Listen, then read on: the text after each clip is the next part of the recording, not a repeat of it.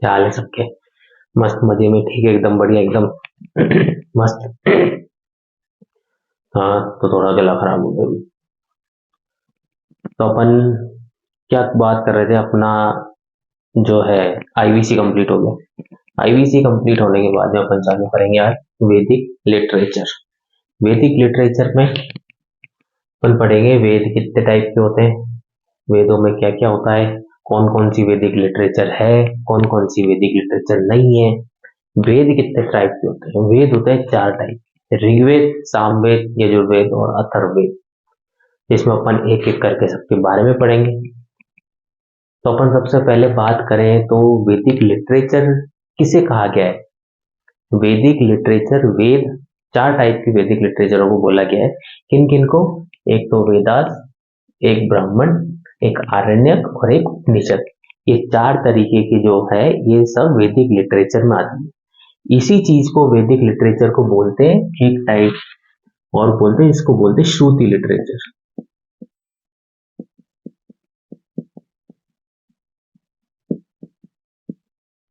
श्रुति literature बोलते हैं। श्रुति literature का मतलब ये होता है कि पहले के टाइम पे क्या होता था कि लोग बाग सुन के चीजों को याद रखते थे, कि आज मैंने आपसे कुछ बोला और आप सुन के वो चीज याद रख रहे हो। और आज के टाइम पे क्या, मैंने पहले आपको टेलीग्राम पे नोट चले, हाँ, इससे एक बात याद आई कि इसके जो पहले ही नोट्स मैंने पूरे के पूरे टेलीग्राम चैनल पर डाल दिए, वहां से नोट डाउनलोड करना और साथ साथ में गो थ्रू कर लेना इस सब चीजों को, कि भाई कौन कौन सी चीजें क्या क्या है। तो अपन सिर्फ काम है अपना समझाने का। तो अपन ने नोट डाल दिए हैं, अब आप वहां से इसको चेक कर लेना। तो क्या है भाई, इसको क्या बोलते हैं अपन? श्रुति लिटरेचर। वैदिक लिटरेचर को अपन एक तरीके से क्या बोलते हैं? श्रुति लिटरेचर। श्रुति लिटरेचर का मतलब ये होता है कि लोग बहुत पहले सुन सुन के चीजें याद रखते थे। अब लोग बागों ने सुन सुन के चीजें याद रखना चालू करी, तो उसी चीज को बोल दिया श्रुति। श्रुति का मतलब होता है व्हाट इज हियर्ड।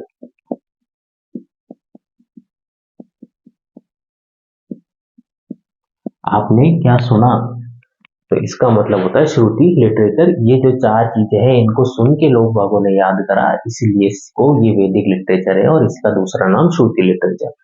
अब ऐसी कौन कौन सी चीज है जो वैदिक लिटरेचर नहीं है? जिसमें आता अपना पहले आता है वेदांग। वेदांग, श्रुति, पुराण, रामायण और महाभारत। ये जो 5 चीजें हैं ये वैदिक लिटरेचर नहीं है। वेदांग जो है ये शब्द है वेद प्लस अंग, मतलब वेदांग। तो लोगों को यही लगता है कि भाई वेद प्लस अंग है, तो ये वेद का एक अंग है, इसलिए वैदिक लिटरेचर होनी चाहिए।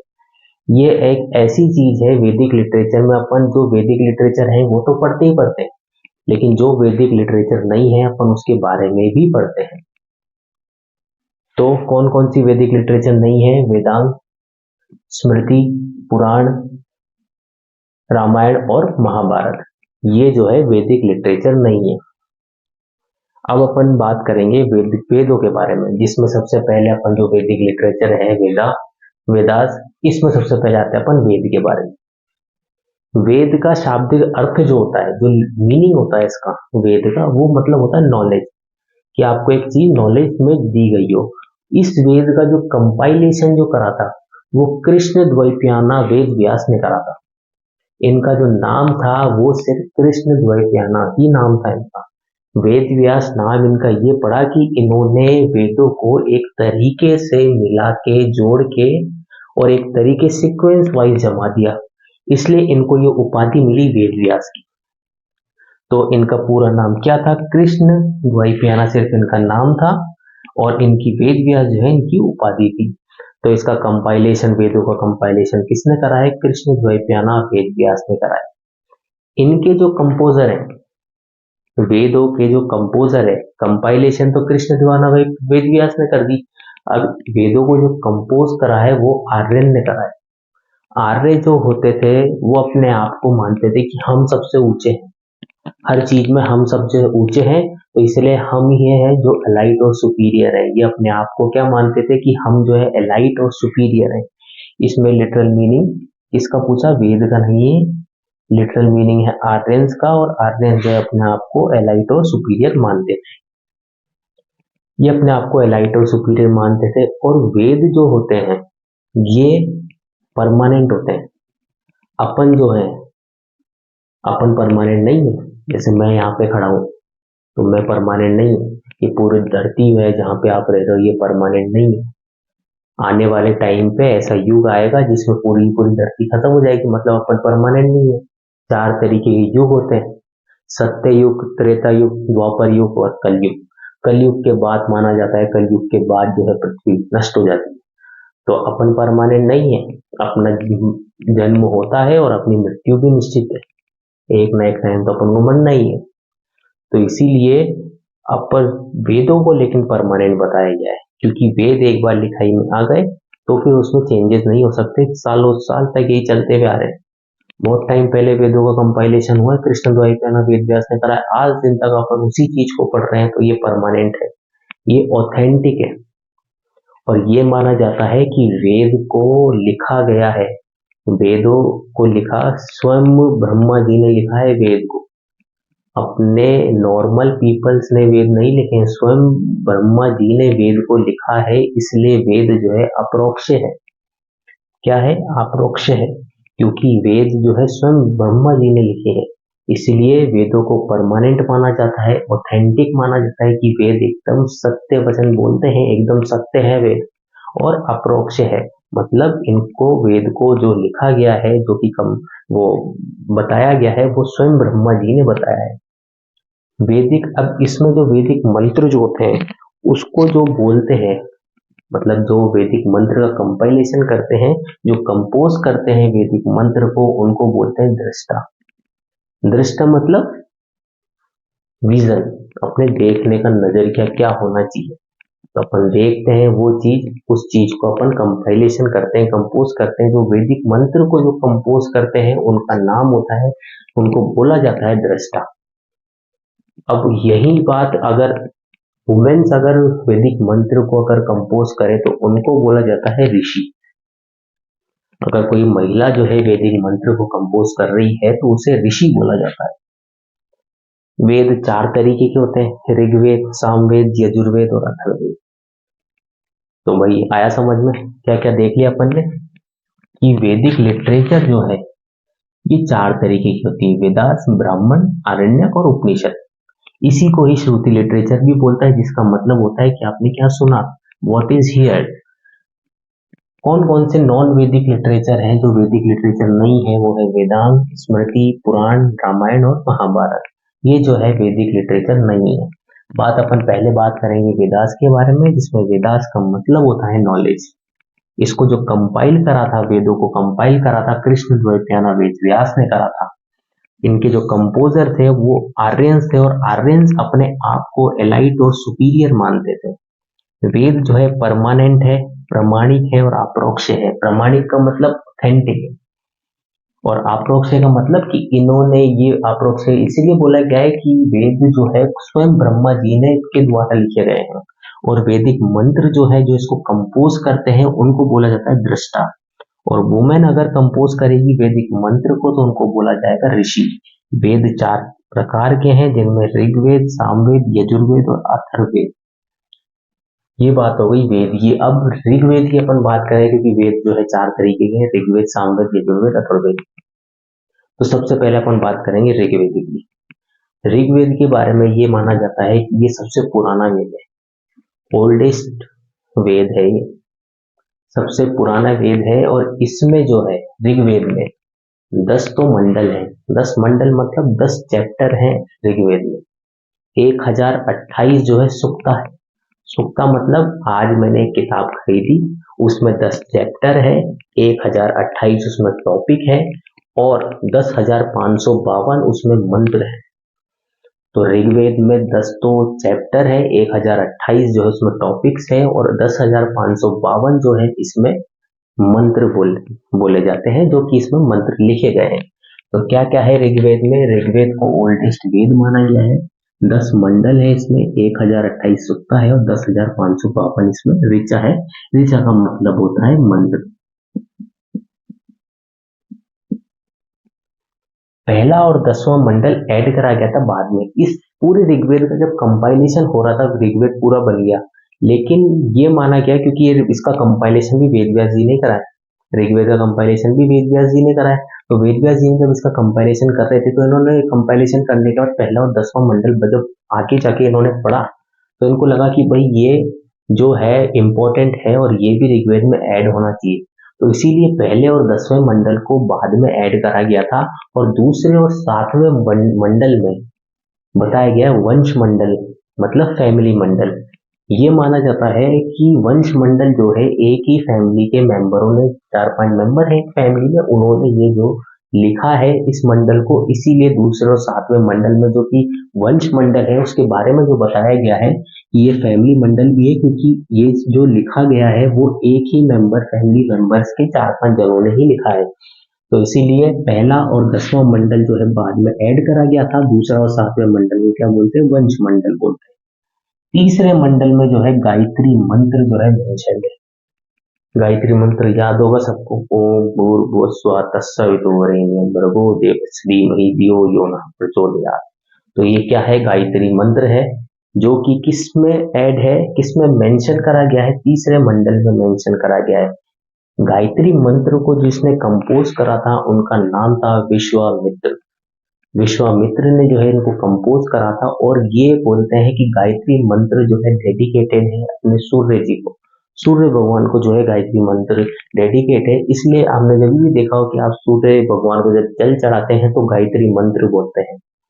जब भी कहीं पर भी आप जाओगे, कहीं पर भी देखोगे, कोई भी आदमी जो है गायत्री मंत्र का उच्चारण करेगा जब वो सूर्य जी को, सूर्य भगवान को जो है जल चढ़ाएगा। तो गायत्री मंत्र मेंशन है तीसरे मंडल में, कंपोज करा है विश्वामित्र ने और डेडिकेटेड है सूर्य को। 7वें मंडल में लड़ाई बताई गई है, बैटल ऑफ दशराकी। दशराके क्या था, एक कबीला था, भरत कबीला, जिसके राजा का नाम थे सुदास। वहां के राजा का क्या नाम था, सुदास वहां के राजा का नाम था, और इनका एक मंत्री था जिनका नाम था विश्वामित्र। अब सुदास ये चाहते थे कि मैं विश्वामित्र को अपने जो मंत्री का जो इनको मैंने पद दे रखा है उस पद से मैं इनको निष्कासित करूं, मतलब इनको वहां से हटाऊं। तो इन्होंने कहा कि भाई विश्वामित्र जी, आप इतने दिन तक यहाँ पे हो तो आप कहीं पे छुट्टियां मनाने क्यों नहीं जाते, आप मालदीव जाओ छुट्टियां मनाने, आराम से वहां पे रहो 2-4 दिन, वहां पे आराम करो, फिर आके अपना काम वापस करने लग जाना। विश्वामित्र जी से कई बार इन्होंने बोली, विश्वामित्र मान गए एक बार कि चलो ठीक है, मालदीव अच्छी जगह, तो मालदीव का क्या था। ये मालदीव चले गए, वहां पर जाके इन्होंने रुके, पानी वानी में बढ़िया नहाए, नीला पानी देखा, साफ समुद्र देखा, इनको मजा आ गया। इस बीच में इनके जाने के बाद भाई वो चले गए। अब इन्होंने क्या करा, उनके मंत्री पद का जो पद जो था, इनका मंत्री पद, इनको वहां से निष्कासित करके गुरु वशिष्ठ को अपना मंत्री बना लिया। जब विश्वामित्र जी छुट्टियां मना के और मालदीव की यादें लेकर आए, राजा को बताने के लिए आए, उन्होंने देखा कि मेरी मंत्री की कुर्सी पे तो वशिष्ठ बैठा है। राजा से पूछा, सुदास से पूछा, भाई राजा साहब क्या है ये नाटक। इन्होंने कहा कि भाई नाटक वाटक तो कुछ भी नहीं है विश्वामित्र जी, लेकिन आप जानते हो मेरे को एक सलाहकार की हमेशा जरूरत पड़ती है, इसीलिए मैंने इनको रख लिया। अब आप थोड़ी देर और आराम करो, चाहो तो थोड़े दिन और मालदीव जाओ, आराम करो वहां पे। जब ये कोई गलती वलती कर देंगे, गुरु वशिष्ठ जो गलती कर देंगे तो हम उनको निकाल के आपको वापस रख लेंगे। ये बात विश्वामित्र जी को पसंद नहीं आई, ये वहां से चले गए।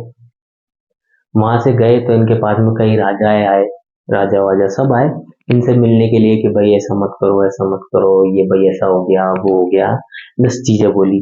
लेकिन ये बात है कि कोई भी जो ताकतवर आदमी होता है ना, उसको किसी के सहारे की जरूरत नहीं होती, उसको किसी के सांत्वना की जरूरत नहीं होती, किसी के कुछ बोलने की जरूरत नहीं होती कि भाई आप आओ और हमें सांत्वना दो कि नहीं कोई बात नहीं, कोई बात नहीं, इसकी जरूरत नहीं होती किसी भी पावरफुल आदमी को। तो हमने कहा चलो ठीक है, कोई बात नहीं, हो गया जो हो गया। तुम्हें बताओ इनके पास जो राजा है मिलने के लिए क्या चाहिए, कि हमें चाहिए तो कुछ भी नहीं, लेकिन हमारा एक ही वो है जो है वीर भरत कबीला। इस भरत कबीले पे अगर आप चाहो तो हम आक्रमण कर सकते हैं। गुरु वशिष्ठ ने, विश्वामित्र जी ने बोली कि नहीं, हमारे बस की बात नहीं भरत कबीले को हराना।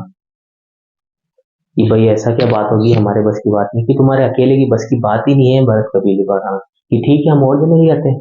तो 2 जने आए थे, 3 जने और, 3 राजाओं को और लिया है। कि भाई अब तो 5 हो गए, 5 हो गए तो अब आक्रमण करते हैं, कि अभी भी तुम्हारे बस की बात नहीं है। उन्होंने कहा कि भाई ऐसा क्या है कि वहां का किसी जमाने में मैं वहां का जो है सलाहकार था उनकी आर्मी का, और वहां का जितना भी डिफेंस है गुरु वशिष्ठ ने बोली वो मैंने सेट करा हुआ है, इसलिए मैं जानता हूँ तुम क्या, इस दुनिया में कोई भी हो वो भरत कबीले को हरा नहीं सकता, तो इसीलिए तुमसे नहीं हो पाएगा। तो ये गए वापस, 5 जने और लाए, 5 राजाओं को और लाए। तो 10 राज्य में क्या 10 राजा थे, तो 5 राजाओं को और लाए कि भाई अब ठीक है, करो युद्ध करते हैं, कि भाई अभी भी तुमसे नहीं हो पाएगा, लेकिन अगर तुम इतना इंसिस्ट कर ही रहे हो तो चलो ठीक है देख लेते हैं, बाकी तुम हरा नहीं पाओगे भरत कबीले को। तो इन्होंने युद्ध करा, जिसमें कौन कौन थे, भरत कबीले की तरफ से यहाँ के राजा थे सुदास, इनके जो मंत्री थे गुरु वशिष्ठ, यहाँ पे थे 10 राजा, जिसमें 5 तो आर्य थे और 5 ही अनार्य थे, जो कि आर्य नहीं है, वो थे 5 आर्य और 5 अनार्य थे। और इनके साथ में कौन थे, विश्वामित्र। लेकिन विश्वामित्र ने जैसा बोला था वैसा ही हुआ, भरत कबीले का जो डिफेंस था वो तोड़ नहीं पाए और 10 राजा जो है हार गए, भरत कबीले जीत गया। ये जो लड़ाई हुई, ये लड़ाई हुई रावी नदी के किनारे पे, ये लड़ाई हुई थी, और भरत कबीला इतना पावरफुल हो गया, उसका इन्फ्लुएंस इतना हो गया कि आज के टाइम पे भी अपन उनका नाम याद करते हैं, भरत भरत, जो कि आज के टाइम पे अपना भारत है। उस टाइम पे भरत भरत करके आज के टाइम का भारत बन गया है ये, तो इसीलिए भरत कबीले का उस टाइम पे इतना इन्फ्लुएंस था, तो इससे आज के टाइम पे जहाँ पे अपन रह रहे हैं उसको अपन भारत बोले जाते हैं, बोलते हैं तो वो किस लिए बोलते हैं, यही भरत कबीला जो था इसके नाम के लिए अपन इंडिया को जो है भारत बोला जाता है। ये जो लड़ाई हुई थी पुरोहित के पोस्ट के लिए हुई थी, कि भाई विश्वामित्र को सुदास ने निकाल दिया था और वशिष्ठ को अपॉइंट कर लिया था पुरोहित एज अ पुरोहित, तो ये लड़ाई किसके लिए हुई थी, पुरोहित के पोस्ट के लिए हुई थी। भरत कबीला इसमें जीत गया था और ये लड़ाई हुई थी रावी नदी के किनारे पे, ये लड़ाई हुई थी। तो क्या था तीसरे मंडल में, 7वें मंडल में, तो तीसरे मंडल में गायत्री मंत्र, 7वें मंडल में लड़ाई थी, किसकी बैटल थी दशराके की। 8वां मंडल जो है इसमें बता रखा है इंटेलेक्चुअल वुमेन्स के बारे में, वो वुमेन्स जिनके सामने अच्छे अच्छे पानी भरते थे, इनकी नॉलेज इतनी ज्यादा थी कि लोग बाग इनके सामने आके ज्ञान की बातें करने तक से भी डरते थे, कि भाई वहां पे जाएंगे अगर उन्होंने कुछ पूछ लिया तो हमारी तो हिंदी हो जानी है बैठे बैठे। तो उन जो महिलाएं थी जो कि इंटेलेक्चुअल वुमेन थी, उनका जो नाम है वो है गोसा, सिक्ता, अपाला, लोपामुद्र और काक्षाव्रती। कौन कौन सी थी इंटेलेक्चुअल वुमेन जो थी, उनका नाम था गोसा, सिक्ता, अपाला, लोपामुद्र और काक्षाव्रती। 9वें मंडल में डेडिकेटेड है ये सोम को, जिसमें 144 मंत्र है, और यही बता रखा है सॉरी, यही बता रखा है कि भाई जो सोमरस का जो अबोध है, सोमरस का जो माना जाता है कि कहाँ पे सोमरस मिलता है, वो बताया जाता है मुजवंत माउंटेन पे। सोमरस का अबोध कहाँ पे बताया गया है, मुजवंत माउंटेन पे बताया गया है। और 10वें मंडल जो कि बाद में ऐड हुआ था, इसमें पुरुषुक्ता का मेंशन है। क्या मेंशन है, पुरुषुक्ता मेंशन है, जिसमें पुरुषुक्ता में 4 वर्ण है, ब्राह्मण, क्षत्रिय, वैश्य और शूद्र। 4 वर्णों के बारे में बताया गया है पुरुषोत्तम में, ब्राह्मण, क्षत्रिय, वैश्य और शूद्र। 10वें मंडल में एक चीज और बताई गई है नसाड्या सुक्ता के बारे में, जिसमें इन्होंने निर्गुण भक्ति को एक्सप्लेन करा गया। क्या करा गया है 10वें मंडल में, नसाड्य सुक्त के बारे में बताया गया है, जिसमें इन्होंने निर्गुण भक्ति को एक्सप्लेन करा है। ये होता है अपने मंडल। अब अपन बात करेंगे वो आदमी जो कि इन मंत्रों को पढ़ते हैं, जो कि रिसाइट करते हैं, वो पर्सन जो कि रिसाइट करते हैं मंत्र ऋग्वेद के, उनको होत्र बोला जाता है। और जितने भी वेद हैं, आयुर्वेद मतलब सॉरी ऋग्वेद, सामवेद, यजुर्वेद और अथर्ववेद, इन सब के एक उपवेद होता है।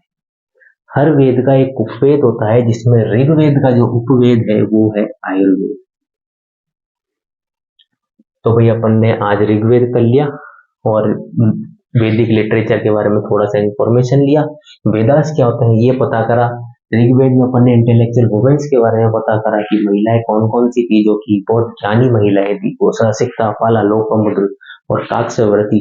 दस राजगी के बारे में पढ़ा कि अपन इंडिया को भारत क्यों बोला जाता है, क्योंकि भरत कबीला उस टाइम का सबसे पावरफुल कबीला था, इसीलिए उनके नाम से आज के टाइम का भारत बोला जाता है कि आज के टाइम का भारत जो है भरत कबीले के नाम पे पड़ा है। इसमें भरत कबीला जीतता है, पुरोहित की पोस्ट के लिए लड़ाई होती है और ये रावी नदी के किनारे पे होती है। तो अपन ने आज करा वैदिक लिटरेचर का थोड़ा सा पाठ, जिसमें ऋग्वेद के बारे में अपन ने पढ़ा। अगली क्लास में अपन ऋग्वेद जब पढ़ेंगे, ऋग्वेद के बाद पढ़ेंगे सामवेद, यजुर्वेद और अथर्ववेद, तीनों कंप्लीट करेंगे। आज के लिए इतना काफी है। Okay, bye bye and take care.